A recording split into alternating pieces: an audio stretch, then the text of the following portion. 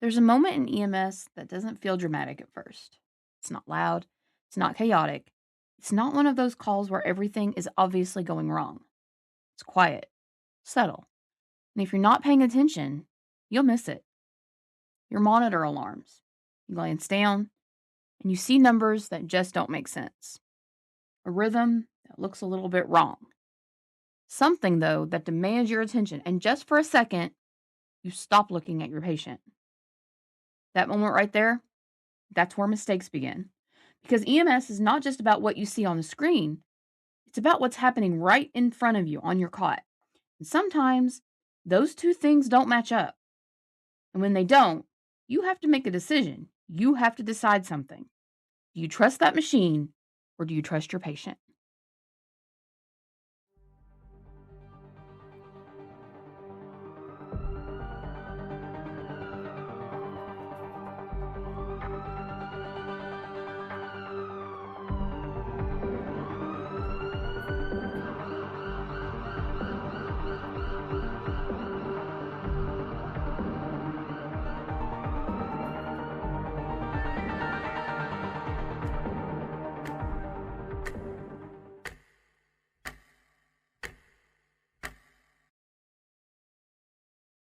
Hey y'all, it's Katie G, and this is the Goldman Hour podcast that will candidly cover current events and other topics in emergency services.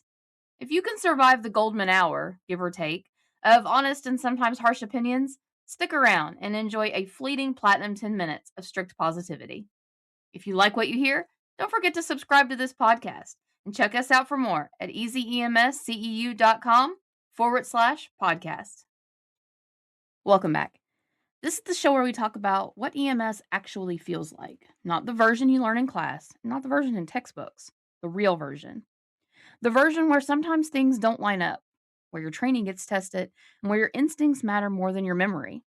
Today's episode is one of the most important conversations we're going to have. Trust your patient, not your equipment. And I know every single person listening to this has heard this phrase before. Treat the patient, not the monitor. It's one of those things we all nod our heads to. We memorize it, we repeat it, we test on it. But there's a difference between knowing something and understanding something. Because the first time your monitor tells you something completely wrong and your patient is telling you something completely different, that's when you find out what you actually believe.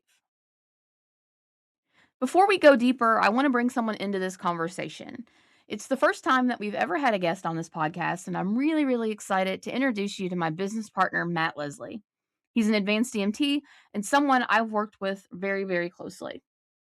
And the reason I wanted to bring Matt on this episode is really simple. Although we're talking about trusting monitors, we're really talking about trusting equipment. This topic is not just an ALS issue. It's not just for the medics. It's not just about monitors. It's about patient assessment. And if you don't have that foundation, it doesn't matter how advanced your equipment or your certification is. I want to bring someone into this conversation, my business partner, Matt. He's an advanced EMT and someone I've worked very closely with. And the reason I wanted Matt on this episode is very simple. This topic isn't just an ALS issue. It's not just about monitors, it's about patient assessment. And if you don't have that foundation, it doesn't matter how advanced your equipment or your certification is. Matt, I want to start really simple. Have you ever been on a call where the equipment was telling you one thing, but your gut was telling you something completely different? Well, Katie, first off, thank you for inviting me. Of course. Am I the first guest? You are. Yeah, I could tell because the snacks and the drinks in the green room were full. I'll do better. Unlike most EMS rooms in the ER. We'll do better next time. Okay. So you're asking about equipment, telling me one thing, but my gut's telling me something completely different, correct? Yeah. So have you ever been on a call where the equipment was telling you one thing, but your gut was telling you completely different? Walk me through that call. Well, you mean like when the equipment says the patient is stable, but when you look at them, it's like they're stuck buffering? Yeah, been there. Exactly. So what did you first see on that run? What did it feel like? What did it feel like? You want me to pick just one? Let's summarize, shall we? Well, can we talk bad about people? Or do you have a way to like disguise their name? Do you have one of those fancy beep buttons? I don't. Okay. So we'll just call it, Sorry, my we'll make up a name. my undiagnosed EMS ADD kicked in there for a That's second. okay. So I think there's many a calls where you walk in, and especially on the calls where other staff are involved, maybe other agencies, facilities, where they tell you grandma or grandpa's blood pressure is 90/20, and they're sitting in the reclining chair just having a normal conversation with you or somebody around them, and clearly that's not matching. Mm-hmm. On another side of things, I think back to pulse ox. If somebody's got acrylic nails or something, you walk in, a patient is not having any difficulty speaking complete sentences, but you put your pulse ox on there and you notice, wow, they're at 55%. So your patient is not matching the equipment. Yeah, I think that a lot of times we can very easily get distracted by the fancy equipment that we carry with us, and sometimes we lose sight of what the patient's telling us. For sure. Yeah, For absolutely. sure. The lie we all operate under. Let's call this what it is. There's a lie in EMS. We don't say it out loud, and we don't write it into our protocols, but we operate like it's true. Quote unquote, the monitor is right. So, why does this happen? Think about the environment that we work in. You've got lots of expensive equipment, advanced technology, numbers with decimals, alarms designed to get your attention. Everything about that monitor, or really any piece of equipment, is designed to look authoritative. And your brain does something kind of automatic. It says, this is objective. This is accurate. This is safer than trusting myself. The problem with this is that monitor or that piece of equipment doesn't know your patient. It does not see the way that they're breathing, or the way that they're sitting, or the expression on their face, or the fatigue in their voice. It doesn't feel the room, and it doesn't understand context at all. It processes signals, it runs them through an algorithm, and then it spits out an answer for you. But here's the reality: that answer is not always correct. Let's pause right here, because this is where everything starts to change. This is your street truth. Not the version you learned in class, the version you only understand after you've been in the field long enough to see things go wrong. And here it is. If your patient and your monitor disagree, one of them is wrong. And most providers automatically assume, it must be me. Hi, I'm the problem. It must be me. Because the monitor feels expensive. It feels smarter, more advanced, more reliable. Let's think about that for a second. What has your monitor never done? It's never walked into a chaotic scene. It's never talked to a patient, never made a clinical decision, and it's never felt uncertainty. But you have. So when those two things don't match, you don't panic, but you also don't blindly trust a screen. You slow down, you reassess, and you think. Because great providers don't just read numbers, they interpret reality. That's your street truth. The first time you notice. There's a moment in every provider's career, and it's subtle. The first time something just doesn't make sense. The monitor shows one thing, patient shows another thing, and your brain hesitates. It kind of short circuits for a second, because that's not how you were trained. You were trained to trust the data, but now the data doesn't match, and you have a choice: trust the machine or trust your assessment. So when you think about these new providers, what do you think they do in that moment? I've been doing this over 20 years, and I've seen exactly what some new providers do.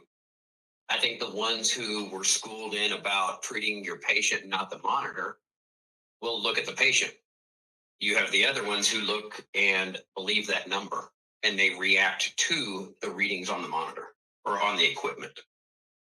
So correct me if I'm wrong. I'm going to kind of summarize what I think you're saying there. So you feel like that there is a school of thought that are instilled in these new providers, maybe from previous experience or maybe from education, where they're either going to trust their assessment skills and trust themselves, or they're going to be almost fully dependent on the equipment that they're provided. Absolutely. So you think that either one of those schools of thoughts will drive their decisions in that moment? If you talk to a lot of new providers now, it's instilled in not just their education, but even their local protocols. You have to get them on the monitor in 10 minutes. You have to do this. You have to do that.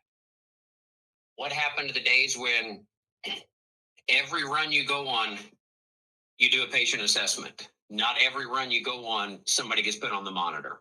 Right. I think education and I think protocols are starting. There's a gap forming between them. I definitely agree with you. I think that in a lot of ways, because you and I are educators at heart, obviously, I think in a lot of ways, education and what we're teaching these new providers is expanding a lot. And I feel like, and I'm not trying to say anything bad about anybody that's in like administration or leadership positions, but I think in some cases we're seeing the politics side, the policy side, uh, kind of lag behind. I would agree with that 100%. Yeah, I think so. Do you think that if you have a new provider that's kind of stuck in that dependence on their equipment, that they can ever get past that? And how long do you think that that takes before somebody starts questioning their equipment? Have the monitor fail on one run. I agree. Then what happens? What happens when the batteries are dead in the pulse ox? What happens Unfortunately. when your stethoscope breaks? Yep. I had one break on a call. It was tucked on the back of the cot, and somebody, when they loaded the cot in, it caught and tore it. Mm-hmm. That's an equipment failure. What do we do then? I think you're right. I think, unfortunately, it takes that hard lesson for a provider to personally have before they can move past it. Yep. I think you're right. Let's walk through one of the most common examples, the fib that wasn't, if you will. You walk into a room, the patient is sitting upright, talking, alert, and complaining of chest discomfort. We hear this scenario a bazillion times, right? Nothing about this looks like a cardiac arrest. Patient upright, talking, alert, complaining. You apply the monitor. It analyzes, and then suddenly, VFib detected. Wait. Let's slow down. If your patient is talking, they are not, in fact, in VFib. So, what's actually happened here? Are we seeing some kind of lead artifact, or maybe the patient's jiggling their leg because they feel like they're dying and they're nervous? Maybe we've got a poor contact somewhere. Something's not plugged in right. Maybe we're getting some electrical interference from something. But the real problem is not the artifact. The moment you believed it, because in that moment, your brain took a shift. You go from assessment to reaction. And that's where our mistakes begin. Okay, so you're standing there in this situation, and I know you're an advanced EMT, and advanced EMTs aren't supposed to do ECG interpretation. I get it. But you're standing there in this situation, and something that looks completely abnormal pops up on the monitor. What's your first move? I look at my partner, shout out to Bill, and I look at his facial expression. Okay. No, the first thing I do if I see something wonky on there is I go to the patient where, for example, the cardiac monitor. Are the leads on the right spot? Okay. Are they all plugged in? Trace your wiring back. We've all had the thing where you put the 12 lead on, put the 4 lead on, but don't connect the 2 cables. Mm-hmm. That's where it all starts, looking over your equipment, in my opinion. Yeah, I agree with that. I'd even go a step further, and because I'm a paramedic, obviously, so if I see VFib on the monitor, something that looks like VFib on the monitor, I'm immediately going to my patient, because if my patient is sitting there on the cot looking at me or looking around, they're obviously not in VFib. So I'm going to check my patient first. I don't necessarily. It's not that I don't trust my monitor, but I also understand that it's simply a piece of equipment and it could fail. I have to use my best clinical judgment. I have to look at my patient first. So that's kind of my standpoint. This is an interesting question though, because I have a paramedic mindset and you have an EMT, advanced EMT mindset, which I think is really interesting for these kind of conversations. But if this happens and something wonky shows up on the monitor, what do you think your partner needs to hear from you in this moment? I'm on fire. You're on fire. Everything's on fire. I love it. Um, Probably not. I probably need support. I probably need somebody to hold my hand, tell me it's gonna be okay. I'm kidding. I'm a very good paramedic. I don't need that. So I shouldn't take my gloves off, throw them in the trash can, and say which hospital you want to go to. No, that's not the time. Okay. All right. It's not the time. Give me a Okay. second though, because if I look at my patient and they seem fine or they're just sitting there like jiggling their leg, I'm probably gonna say, "Stop that." And then we can make a decision if it's time for you to take your gloves off and drive to the hospital. Fair enough. Fair enough. What is the most dangerous number in EMS? Let's talk about something that gets people in trouble more than almost anything else. It's just a normal number. Because abnormal readings get your attention. They trigger alarms and they make you act. But normal numbers, they make you relax. And that's where big mistakes happen. So let's talk about a scenario. We're going to call it the perfect pulse ox. You walk into a house and the patient is sitting on the edge of the bed. They're pale, their breathing looks off, slow and shallow. And something in your gut, something inside you doesn't feel right immediately. You put the pulse ox on and it reads 98%. And for just a second, you feel better. Your brain says, okay, whew, oxygenation is fine. But what just happened? You anchored to the number. You anchored to the number, even though your eyes told you something different. What are you missing? This patient isn't oxygenating poorly. They're ventilating poorly. Their CO2 is rising. They're getting tired. Fatigue is setting in. And they're heading right down the proverbial toilet, right toward respiratory failure. And your monitor, it's not telling you that.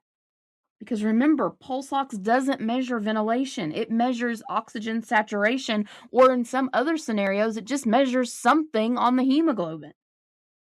And that's not the same thing. So now we've set the foundation. We've talked about why monitors can be wrong, why providers trust them, and how quickly things can shift. In the next part, we're going deeper. We're going to break down the most dangerous normal readings, where providers get fooled the most, and how your brain actually works against you on these calls. Because understanding the mistake is only the beginning. Fixing it is what makes you better. So, Matt, this is something that I think people miss early on. When you walk into that kind of patient, what are you looking at before you even touch a piece of equipment? What tells you that Well, patient's tiring out? looking at them, Yeah. looking at them. If you see grandma or grandpa or aunt, uncle sitting upright in a reclining chair in the tripod position, we've all been trained. They're having shortness of breath. They're having difficulty breathing.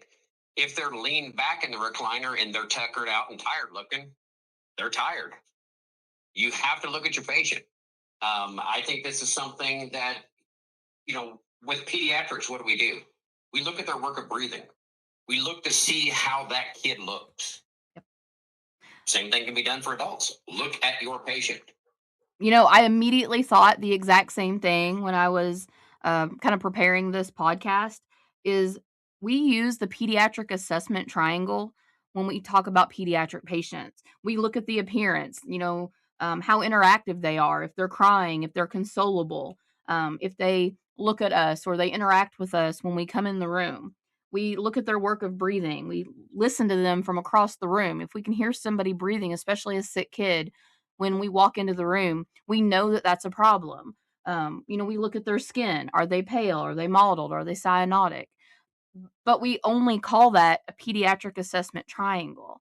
I've always kind of thought, why aren't we calling this the assessment triangle? Why aren't we teaching this kind of from the door mindset on every single patient?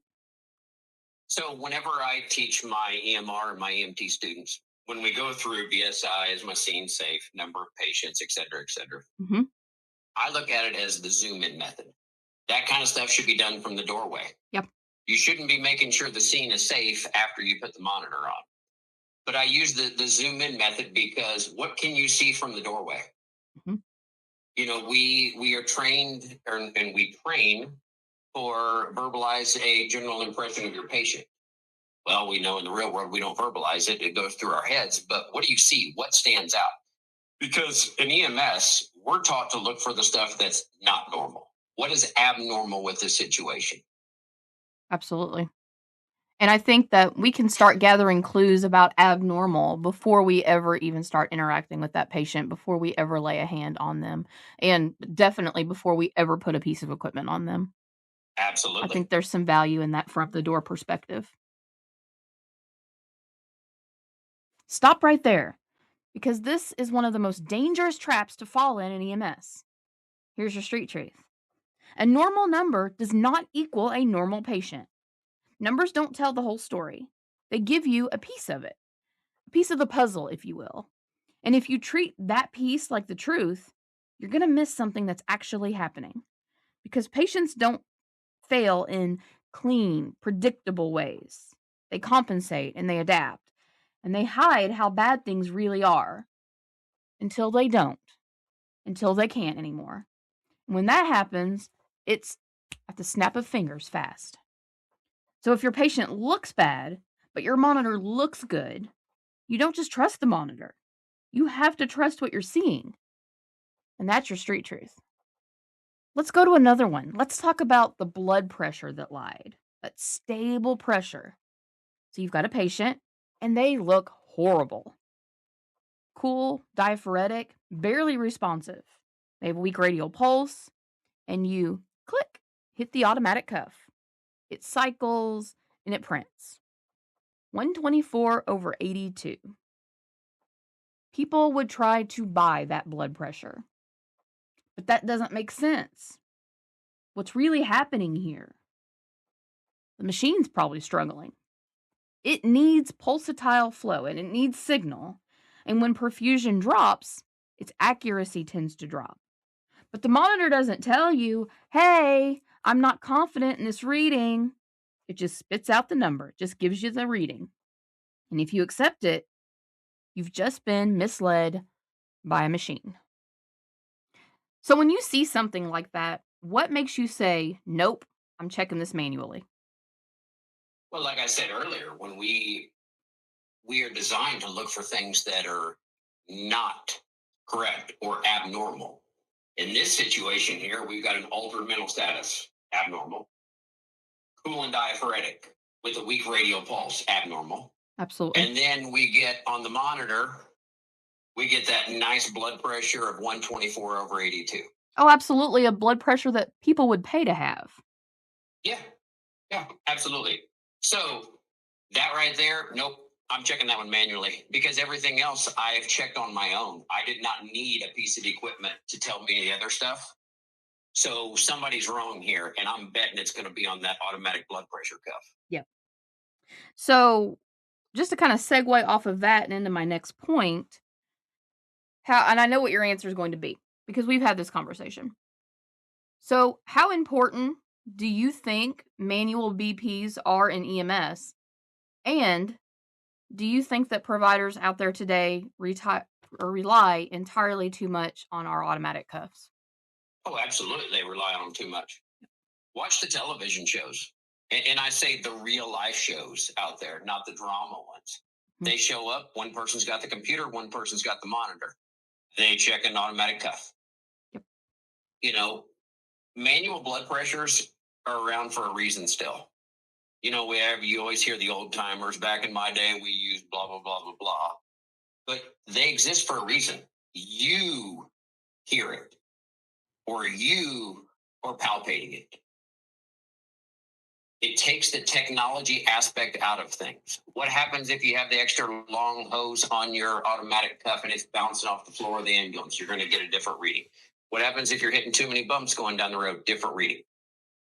What happens if your patient is just too daggone sick? What if the flow is just not there?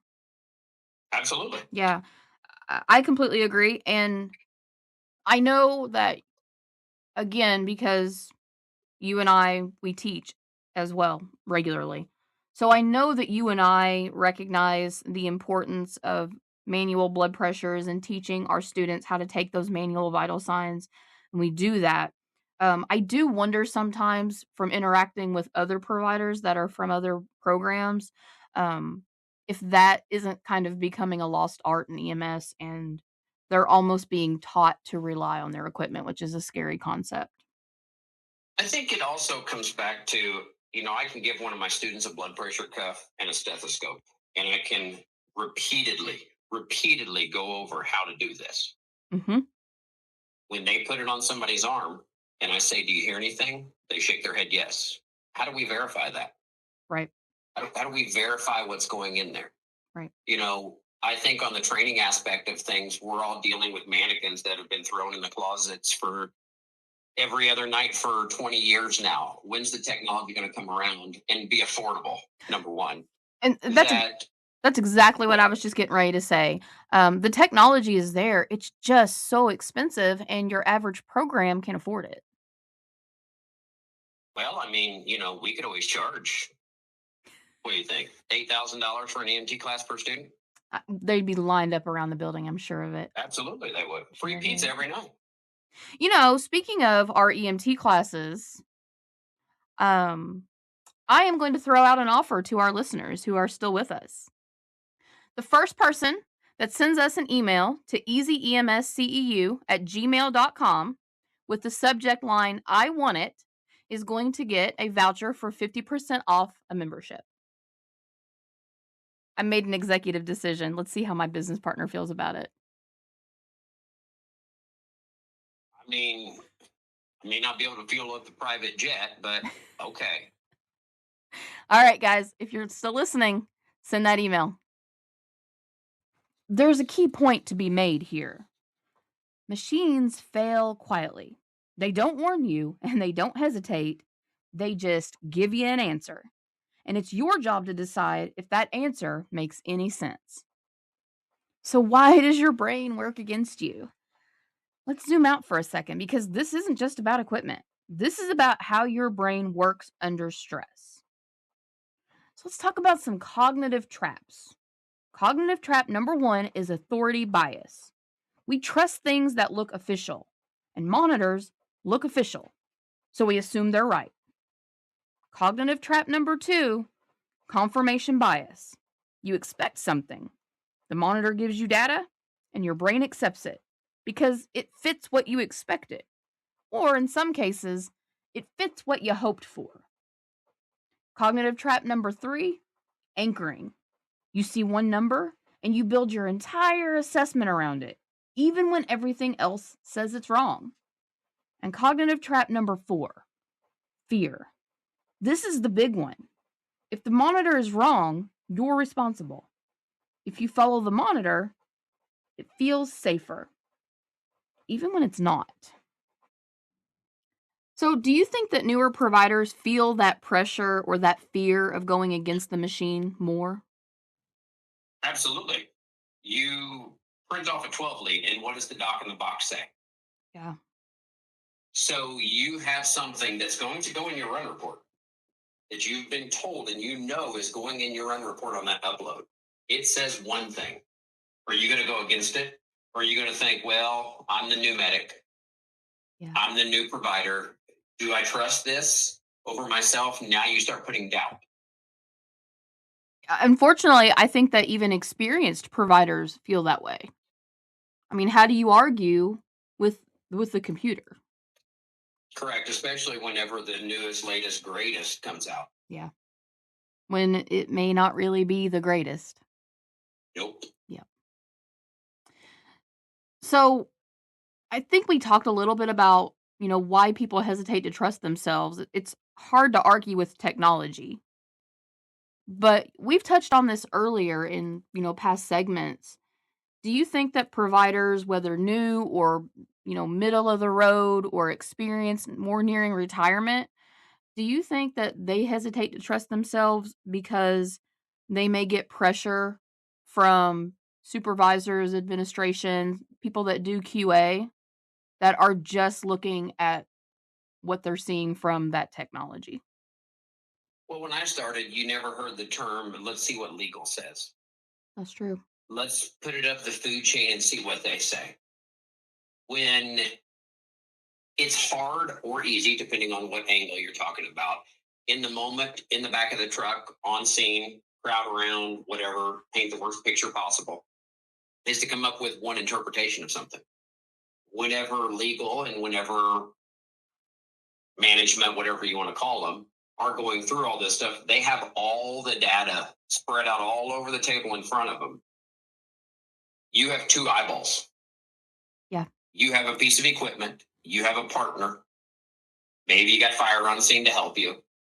But I think it's easy to get sucked into that because that's what scares you. That's what's put in your mindset. That's how you need to focus and how you need to think. I completely agree with that.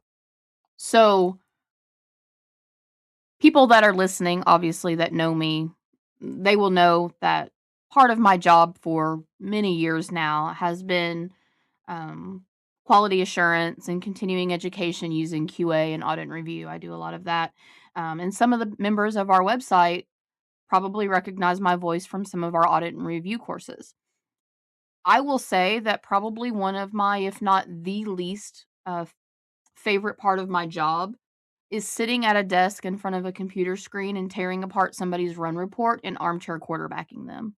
Because I very much remember, being that new paramedic out there working with the information that I have in the split second that I have to do it. And back then, I didn't necessarily worry that a paramedic at a desk was going to judge me, but I don't like that part of my job. I think on the education side, we teach chart, we teach SOAP, Yeah. based off what's in the textbook side of things. But we always tell everybody the service you work for, the charting software you use, they may want something different out of it. May have modified chart, modified SOAP. Um, I know with ESO, you can do AI generated narratives now. Yeah. And I think there's times where management's going to tell you, you should have done this or you should have done that. And is that the problem? Or should you have documented something? Maybe a little better wording. Would that have painted a different picture on things? Not saying that you didn't or didn't do it, don't lie in your run reports ever. Right. But is it you didn't describe it? Or did you maybe put in there why you weren't able to do something? Were there any pertinent negatives to the situation? Did you put it in one of the boxes, but your charting software, who may use AI to fill your narrative, doesn't pull that down? Right. We may be looking at an So, EPCR deficit for sure. correct. So, talking about QA and education, I think this is an important thing to point out because my mindset and my school of thought about that has always been that when you are in a position where you are, QAing somebody's runs, that if you're going to correct somebody, then that should be done in private. But if you're going to educate, then that's done in public. Um, so that's something that I've always taken on. I've taken that to heart that I can make somebody own their run report and I can make somebody own what they did on that run, but I'm going to do that behind closed doors. I can't and I will not force somebody to own a run report in a public forum education setting. I just don't think that's correct. Um, so, from a professional standpoint, I really feel like that mindset helps providers build confidence. When we can sit down across a desk and have a conversation about what they did, not even necessarily wrong, but maybe what they could have done better, and then I don't call them out in public, I think that goes a long way to building provider confidence.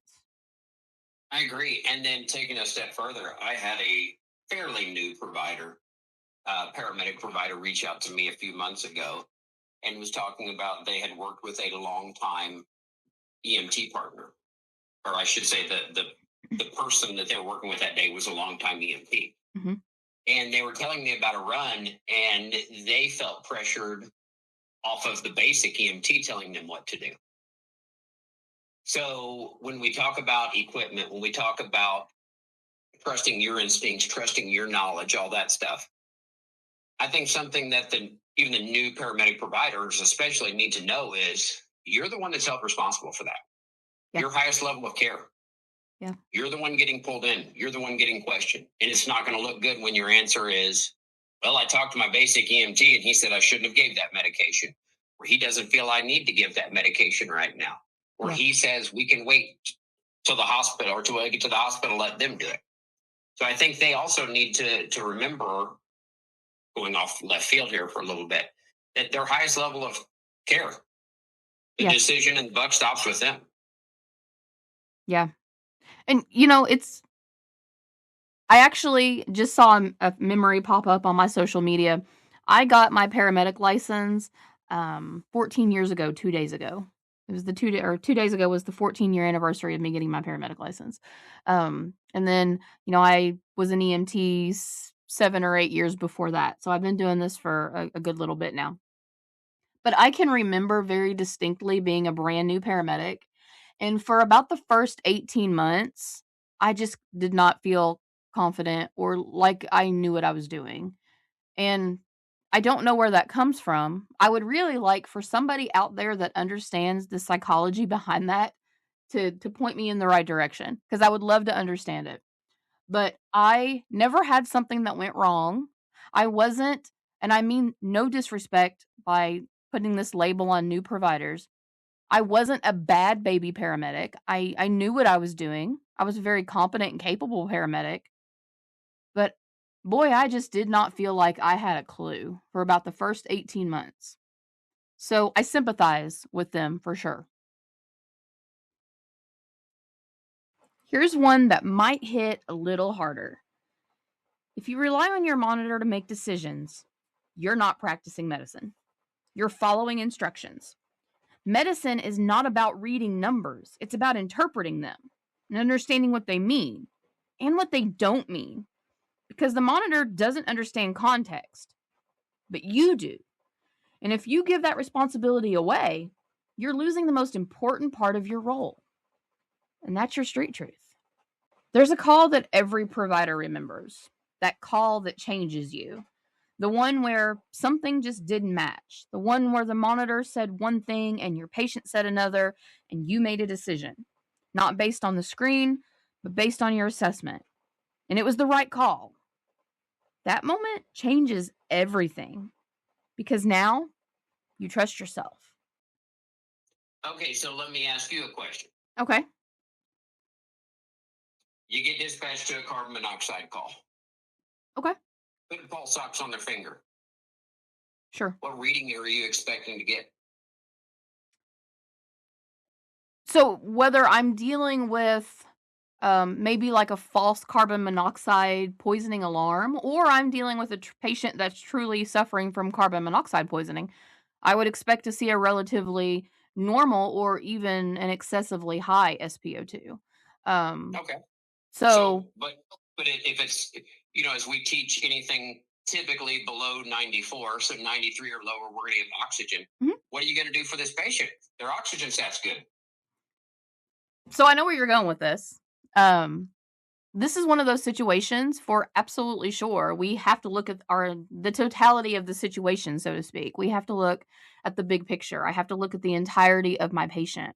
So if my patient has cherry red skin, altered mental status, other signs of carbon monoxide poisoning, then I absolutely want to treat them like a carbon monoxide poisoning emergency. I want. Yeah, but your pulse ox is good. I get it.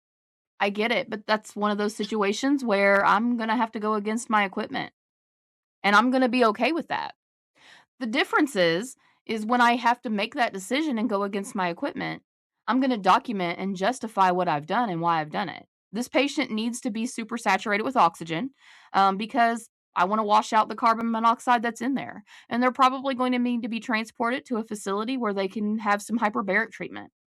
But I'm going to justify that. I'm going to document that.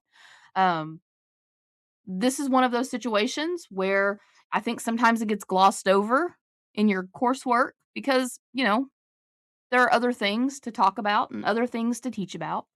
but it's important. And it's one of those classic hallmark examples of where you're going to have to go against your equipment, and that can be uncomfortable. Just so happens, easyemsceu.com, we have a course on that. I love it. Let's be blunt for a second, and let's talk about the dangerous provider. The dangerous provider is not the one who questions the monitor. It's the one who blindly trusts it because they stop thinking, they stop questioning, they stop processing, reassessing, and that's how mistakes happen. Before we move into the next part, let's talk about how providers actually build this level of thinking, because it doesn't happen automatically. This episode is brought to you by easyemsceu.com. If you want to become the provider who thinks critically, recognizes bad data, makes confident decisions, then you need training that reflects real EMS, not memorization and not checklists, real world decision making. Check them out at easyemsceu.com. So now we've talked about where providers get fooled, how the brain creates mistakes, and why equipment can mislead you. In the next part, we're going to level this up and we're going to talk about how great providers actually think, how they control scenes under pressure, and how they make decisions when everything conflicts. Because this is where you stop being a technician and you start becoming a clinician. So let's talk about how great providers think. Up to this point, we've talked about where things go wrong. Now let's talk about what great providers actually do differently. Because this isn't just about avoiding mistakes, it's about thinking differently. The core difference is that average providers react and great providers interpret. That's it. That's the difference. So, what does this look like? An average provider sees a number, a rhythm, a reading, and they act. The great provider does see those things, but they also see a patient, a pattern, and a full story. Then they decide. They don't ask, what does the monitor say? They ask, what does this patient need right now? So, from your perspective as an EMT partner, what's the biggest difference that you see between someone who just runs calls and someone who really understands what's going on? What do great providers notice that just your average mid-level providers miss? How do they carry themselves differently? And most importantly, maybe as an EMT, what makes you trust somebody on scene? I tell all my students, and I guarantee you my current and former EMT students that are listening to this are going to shake their head all at once whenever I say this. But I say all the time, the best medics out there are the ones who have mastered patient assessment. Because again, like I said earlier, every single call, even refusals, get a patient assessment. Not every call gets oxygen, a long spine board, spinal immobilization, a 4 lead, a 12 lead. But the ones who have mastered assessments are the ones who know when that patient needs the monitor, when that patient needs oxygen. They've looked at the big picture. Do they get this medication? Well, if you didn't find out if they're allergic to it, that's a whole different ballgame. I agree with that completely. There's the old adage there that, um, everybody wants to be a paramedic until it's time to do paramedic things. I think we could even go a step further than that. You know, Everybody wants to be a paramedic until it's time to do paramedic things, but a really good paramedic knows when they don't necessarily need to do those things. Um, I've I've worked with a lot of different paramedics, and some were meh, okay, but they had a big ego and they walked around like they had a chip on their shoulder and they knew everything and they weren't that impressive. And then I've worked with some that were really, really good. They had a big ego, but they had the knowledge. And in some cases, when it was appropriate, they had the ability to be humble. So it was really easy to overlook that ego. Absolutely. And the great providers, too, are the ones who I think fundamentally understand that it's BLS before ALS. Absolutely. 100%. You know, I'm teaching in a paramedic cohort right now. So I often emphasize to my paramedic students, Not because I don't think that they're capable or not because I think that they're going to mess something up. But just because you can do paramedic things doesn't mean that you always should and doesn't mean that you always need to. And I think that having that mindset and being realistic about that as a paramedic, it really takes you a long way with your other providers and your partners. And I hope maybe patients don't know this, but I really hope that it earns that trust and builds that rapport with our patients as well. Absolutely. Now let's talk about building the clinical picture. I like to think of the clinical picture as the big picture or as the complete puzzle. So every call is a puzzle, and your job isn't just to collect the pieces so that you can bring in a box of puzzle pieces to the doctor. It's to build the picture. These pieces include the appearance of the patient, mental status, breathing, skin signs, vital signs, history, environment, and all the other pieces. But here's where the mistake happens. New providers just chase these pieces around, kind of like a cat batting them around the floor. They focus on one number, one finding, one symptom, and they build kind of everything around that. But sometimes that means that some pieces are upside down or they're in the wrong place, and suddenly the big picture just looks like a big old mess. The difference is great providers step back and they ask, what does all of this mean together? If I put these pieces together, does it draw me a picture of the patient and the scene and the presentation? And when something or a piece doesn't fit, they don't ignore it. They go on to investigate it further.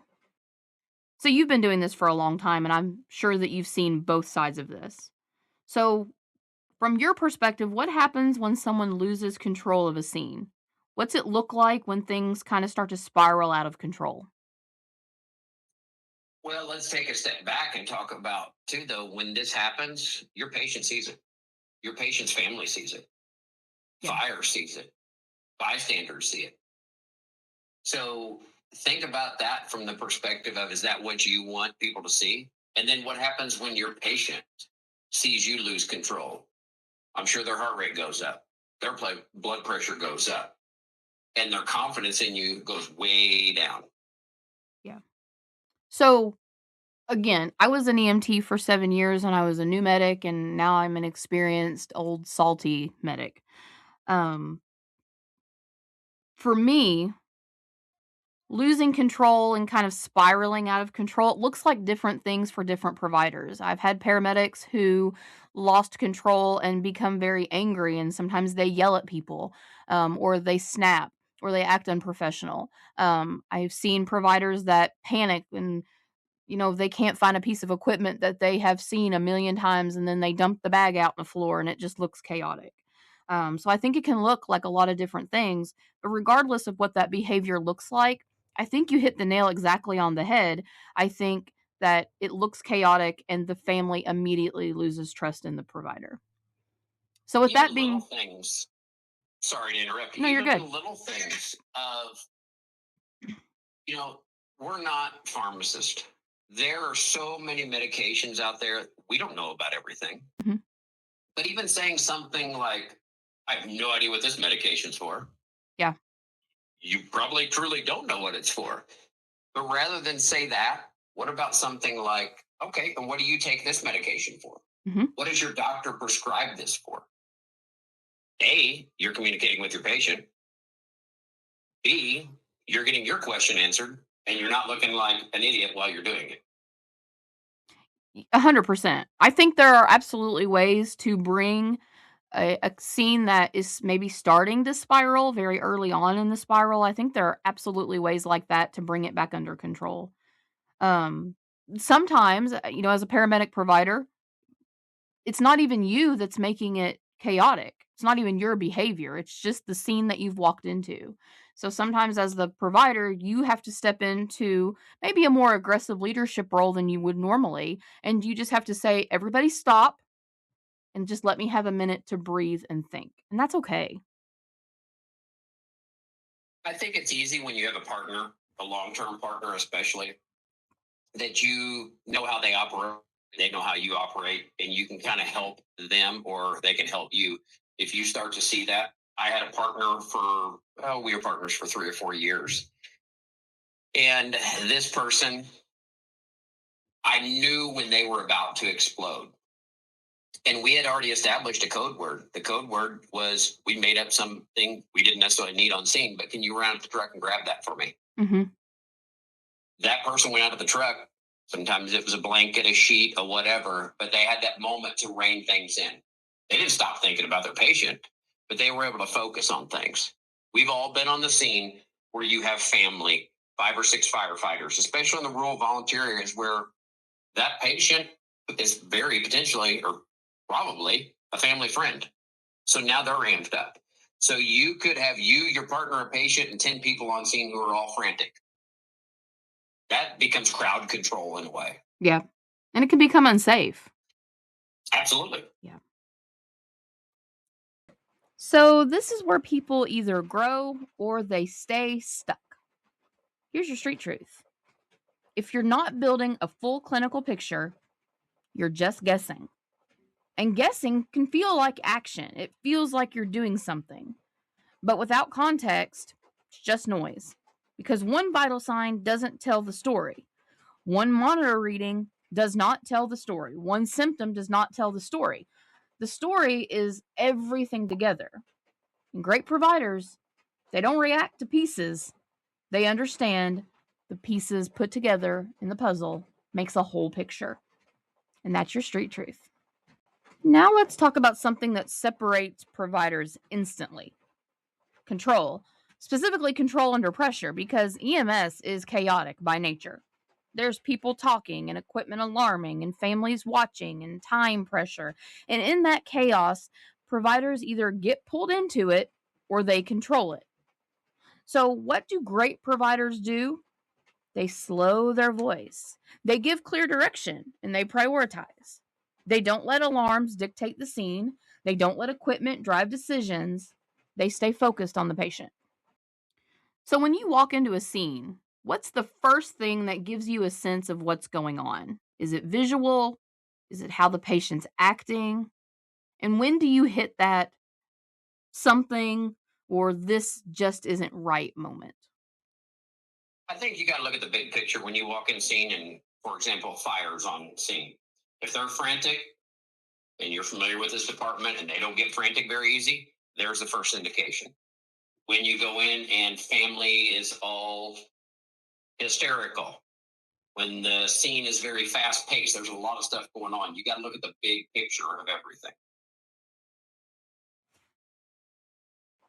We've talked about great providers, and sometimes great providers are the really calm providers. You've probably worked with this person, the one who walks into a scene and everything just settles.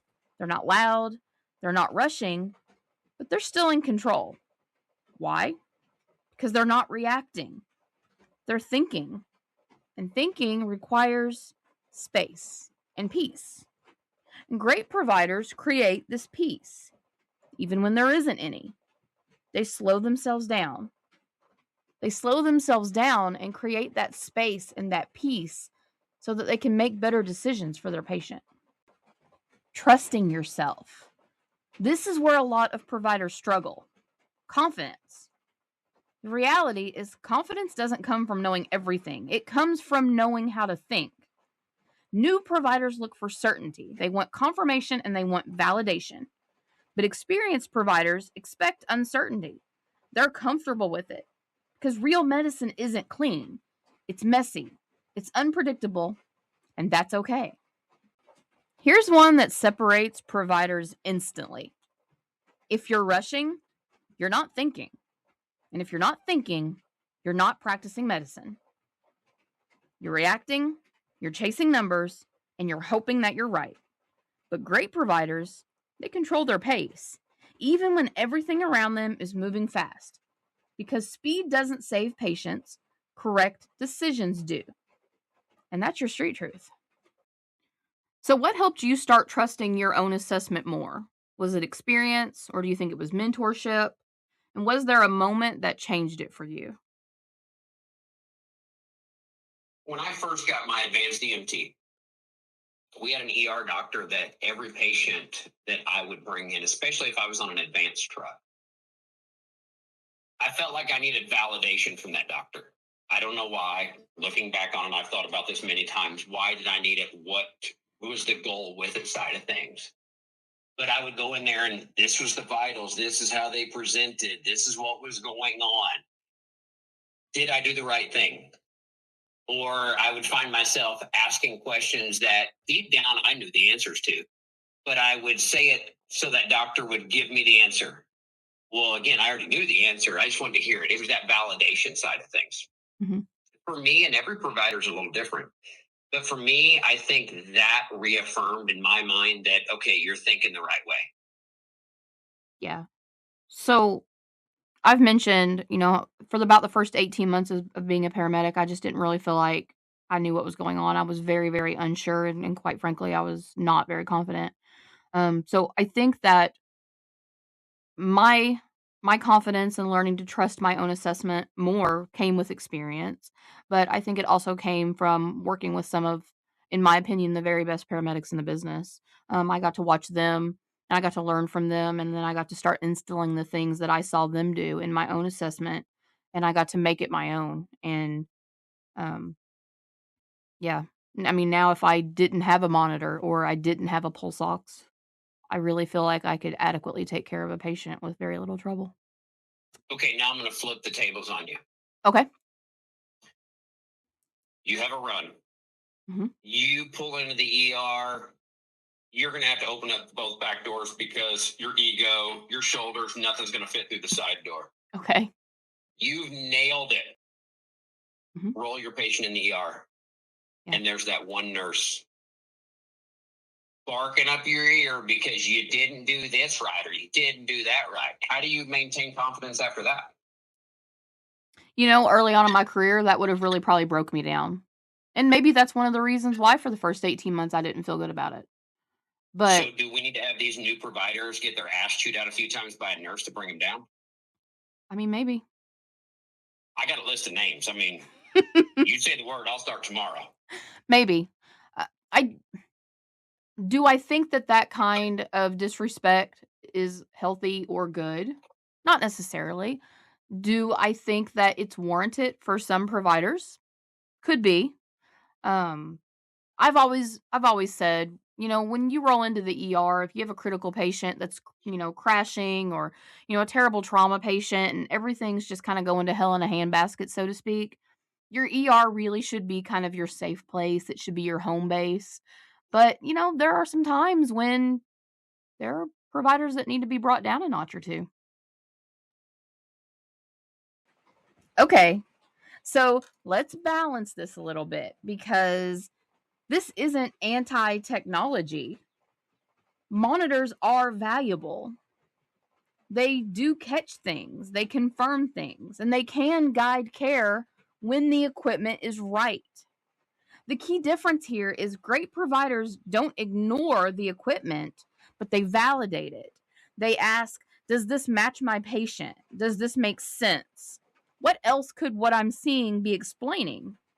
Because data that's just data without any kind of context has the potential to be very dangerous. So, this is where everything starts to come together. The monitor or your equipment is not your authority, it's your assistant. If you treat it like authority, you stop thinking. If you treat it like a tool, you stay in control. Because at the end of the day, you're responsible, not the machine. It's just a machine. You. And that's your street truth. There's a moment in every provider's career. Doesn't typically happen in training, but it happens on a real call. And it changes you. It's a call where something just doesn't line up. Again, the monitor says one thing, the patient says another thing, and you make a decision not based on the screen, but based on your assessment, and you're right. And that moment changes everything. Because now, and suddenly, you trust yourself. Let's talk about mastery because this term gets thrown around and used a lot in EMS. People think mastery looks like perfect intubations and fast IVs and clean ECG reads. And don't get me wrong, those things matter, but that's not mastery. Real mastery is decision making, and decision making under pressure and with incomplete information. It's the ability to walk into a chaotic scene and not get pulled into the chaos. It's the ability to hear alarms and not react emotionally or with a knee jerk reaction. It's the ability to look at continuing information that is developing throughout your entire call and still make the correct decisions and the right calls for your patient. Mastery's quiet. It's not loud and it's not dramatic. It's controlled, it's calm, and it's consistent. And most importantly, it's not just a coincidence, it's a skill and it's repeatable. So, my last podcast episode basically talked about what makes a great paramedic. You can go back and listen to that. Um, a lot goes into making a great paramedic. So, for you, Matt, when you think about the best providers that you've worked with, what stands out about them? One of my very first partners in EMS, we worked together in a big city, Mhm. and we used the EMD dispatch codes. And I'll never forget this call. We got dispatched to something very minor in nature. We go walking in with all of our equipment, and he casually keys up the radio and says, "I need fire for a 9." 9 is the dispatch code for cardiac arrest. Okay. Now, he didn't scream, he didn't jump, he didn't do anything, casually walked over, tells me to help pull this patient down off the chair, get on the floor, work a full code right there. Mhm. And afterwards, of course, I'm new. So I kind of needed, in my mind, thought I needed that, like, no, you got to act frantic to get me going side of things. Calm, cool, collective, fire shows up, everybody's got a job. And I asked him afterwards, that it didn't seem like you had to give a lot of thought to that. And he said, well, when you've been doing this as long as I have, things just become instinctual. And I thought that right there, especially whenever we talk about like being calm under pressure and stuff, is you've dealt with situations so much or so frequently, so often that it becomes second nature to you. You know, think back to when you were 16 and got your driver's license. You know, if the wind blew your car over, you may try to overcorrect or you were fighting with the vehicle. And now there you are, sit back in your seat, one hand on the steering wheel, paying more attention to the song that's on there because you've got thousands and thousands of miles under your belt and you know how to do it. You feel like in your mind, if this happens, I can react this way. Things just become instinctual. Yeah, I think you just hit the nail on the head and really hammered home, what I said in my last podcast, that it's not just personality, it's the ability to remain calm under pressure. It's being able to build that rapport with your team, your partner, the firefighters, the police on scene, the patient, bystanders, family members. It's about earning that trust. It's about having the skill to get the job done, but also having, the clinical decision making mindset to know what needs to be done. So now reining this back into what we were talking about earlier with monitors and equipment. Mm-hmm. Do you think the best providers are the ones who can operate when that equipment fails or when that equipment breaks? I think that's part of what makes a good provider. Absolutely. Yeah. Now let's talk about playing the long game in EMS. Here's something a lot of providers don't think about early in their career. This job is not a sprint. It's a marathon, a long game, if you will. Early in your career, you chase skills and excitement and validation, and you want to prove yourself. But later, at some point in your career, and it varies from provider to provider, you realize something. The providers who last are the ones who think well, because skill will get you through a call, but thinking will get you through the career. What sustains you for the long game? Things like clinical confidence, control under pressure, trust in your assessment, and the ability to slow down and think, not just equipment. So let's go back to where we started. That moment that no one talks about. The monitor alarms, the numbers flash, something doesn't make sense.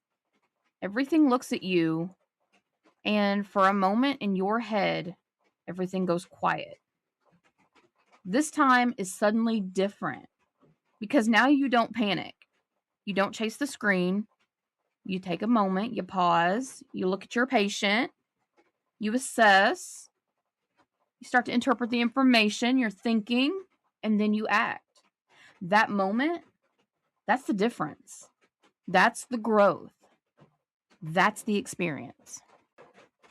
This is your final street truth. And this one defines everything we talked about today. The most important piece of equipment on any call is your brain. Not the cardiac monitor, not the pulse ox, not the blood pressure cuff, your brain. Because your brain is the only thing on that scene that can understand context, recognize patterns, question bad data, and make decisions. Machines give you information, but they can't give you understanding. And if you ever let a machine replace your thinking, you're not practicing medicine anymore. You're just following instructions. And this job is just too important for that. So the next time your monitor says something that doesn't make sense, remember, you stop, you think, and you look at your patient because they're always going to tell you the truth. And if you're paying attention, you're not going to miss it. And that's your street truth. So what does this mean for you? If you've been listening to this and thinking, I've done that before, good. Everyone has. This episode isn't about perfection. It's about awareness because once you see this, you can't unsee it. So what changes now? Hopefully, you slow down and you question things and you trust your assessment and you stop blindly following equipment. And over time, that's how you change your practice. So now we can talk about the provider you're becoming. Every call shapes you, and every mistake teaches you. Every moment where you stop and think builds something: confidence, control, clarity, something. And eventually, you become the providers that others are going to look to. Not because you're loud and not because you're flashy, but because you're right. All right, so we're going to get ready to wrap this up. If you could tell providers one thing from this episode, what would it be? Like, subscribe, and share. I like it. Solid advice. But what's the one takeaway you would want people to remember? From my standpoint, master assessments: be calm, be cool, be collective, but be a leader, not just for your partner, for everybody on scene, because that's going to convey to your patient care as well. I think that's absolutely right. And I really hope that this has been eye-opening to some of our listeners, and that there's some people out there, new providers, middle-of-the-road providers that have a lot of experience and a lot of longevity that might be making some changes because of what we've said. Thank you very, very much for being here. I appreciate it. Well, if they do make some, I'd like them to put it down in the comments down there. Oh, I would love that. Talk to us about it. I would I love want to that. hear from people listening, what are some things, some traits they've seen with partners, or carry on the conversation down below. Absolutely. And we interact with our listeners, so you're going to hear from us. Absolutely. All right. Thanks again for being here. Thank you for having me. Sure. Anytime. Guys, this job is not just about equipment. It's not about numbers and it's not about alarms. It's about people. And people don't follow perfect patterns, and they don't always fit neatly into little algorithms and boxes. They don't always match data that you read in a textbook. That's why you exist, to interpret, to decide, and to lead. And if you do that well, then you don't just run calls. You're practicing medicine. Every once in a while, we take 10 minutes to recognize someone who represents the best of what this profession and this community can be. It's not always the loudest person. It's not always the one getting recognition, someone whose impact runs deeper than most people realize. Tonight's Platinum 10 Minutes is personal because this one is about someone I know well, someone who didn't just influence my career, but helped shape something that now reaches far beyond either of us. This is about my business partner. There was a time when EasyEMSCEU.com wasn't real. It was just ideas and conversations. The kind of discussions that happen between shifts, talking about what EMS education could be, what it should be. We all have those conversations. We all say things like, someone should build something better. Someone should fix this. Someone should create education that actually prepares people for real calls. But most of the time, that's where it ends. Ideas just stay ideas. Because building something real, that's different. And that takes risk and time and effort and a willingness to move forward when nothing is guaranteed. What stood out to me early on was that he didn't just talk about it.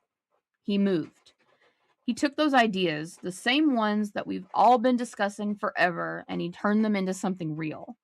He built, he created, he took something that didn't exist and he made it tangible. And that's really rare because there's a gap between talking about change and actually creating it. And he closed that gap. And somewhere along the way, he brought me into this, not just as someone to bounce ideas off of, not just as a contributor, but as a partner. And that matters because bringing someone into something you've built requires trust. It means you believe in what they bring to the table. It means you see value in their perspective, and it means you're willing to share something that you've invested in. And that's something that people don't do lightly. It's kind of a funny story, actually. He and I had talked about, what it would look like to have our own learning platform because we're both educators in EMS, or what it would look like to be able to really contribute to continuing education and really meet the needs of providers and maybe fill in some gaps that weren't really being met that we saw. We talked about it a lot. And then one day he just came to me and said he'd somehow made it happen, or he had a plan to make it happen. And he was really excited about it. And I told him kind of as a joke, I said, if you ever need a contributor or somebody to cover some ALS material, I'd be happy to help you. And then he got a kidney stone. He texted me one morning and he asked me what I was doing, and I was at work at our hospital. And he said, I'm coming into the hospital, come down to my room. So I came down to the ER room that he was in, and I sat with him for a while, and he was on some heavy pain medication. So he was really funny. Not that he's not funny all the time, but he was really funny. And he was lucid enough for us to have a conversation, like we had had so many times before, about this potential project. It wasn't a business at the time. It was just a project. It was still kind of in infancy. It was just an idea. And in that moment, in that ER room, he offered me to be a business partner, not just a contributor, but a business partner. And I took it because this was something that I have been thinking about and wanting to do for a long time, but had no earthly idea how to actually execute it. And now here I was working with somebody that is very like-minded to me, who had miraculously figured out a potential way that this could happen. So the opportunity arose for me to be involved, and I jumped at it immediately. I didn't hesitate. But really getting on track again about why he's deserving of being featured in this Platinum 10 Minutes, it's really the way he operates. There's something about the way he approaches things that stands out. He's easygoing, and in EMS, that's more important than people realize, because this job is full of stress and full of pressure and full of personalities that can make things harder and worse than they need to be. But he's not like that. He listens, and he's open, and he's willing to consider ideas, even ones that might not align with his original vision. And that kind of openness, that's what allows things to grow. Because when people feel heard, they bring better ideas, and they contribute more, and they invest in the process. And that's exactly what's happened here. He brought me in as a business partner that had ideas, and that has had ideas about education for many years. And he's let me run with some of them, even ones that seem wild, and even ones that didn't immediately align with his plan. But he's been open to it, and he's really let me thrive. And because of that, we've thrived as business partners, and our business is growing, and it's amazing. Now, let's talk about this podcast for a second, which may seem odd because this podcast is kind of my baby. It was my baby before Easy EMS CEU existed. The Goldman Hour existed before EasyEMSCEU.com. But it wasn't successful, and it wasn't consistent. And if I'm being honest, there was a point where I almost didn't relaunch this. I almost didn't do this at all. There was a lot of hesitation and a lot of doubt. And there was that voice in my head telling me, is this worth it? Is anyone even going to listen? And is this something I should actually even put out there to the world? And at one point, I was ready to scrap it completely. Just walk away from the idea and never look back on the 5 or 6 episodes from before. It's intimidating because starting something like this and relaunching something like this means putting my voice out there and my thoughts and my perspective. And there's vulnerability there, and there's risk in that. But he didn't let that happen. He believed in this, not casually and not half-heartedly. He pushed for it and he encouraged it. And when I was hesitant and when I was unsure, when I was ready to walk away from it entirely, he stepped in and said essentially, no, this matters. Do this. He said, you're saying things that people are thinking. You're saying the things that needs to be said out loud. And sometimes that's what people need. Not someone who agrees with their doubt, but someone who challenges it. Someone who sees something that I didn't just fully see yet. And he pushed me toward it. And here's the impact of that push, of that decision. You're able to listen to it every other week. Because here's the reality. If he hadn't done that, this wouldn't exist. These conversations wouldn't be happening. The people listening right now, they wouldn't be hearing any of this. And that's the impact of believing in something early, before it's proven, before it's comfortable, before it's more certain. And this is where it shifts. Because this isn't just about business anymore. This isn't just about a website or education or a podcast. Somewhere along the way, this became something more. Because partnerships, real ones, don't stay transactional. They evolve. They go through things together. You build something together. You solve problems together. And over time, that changes the relationship.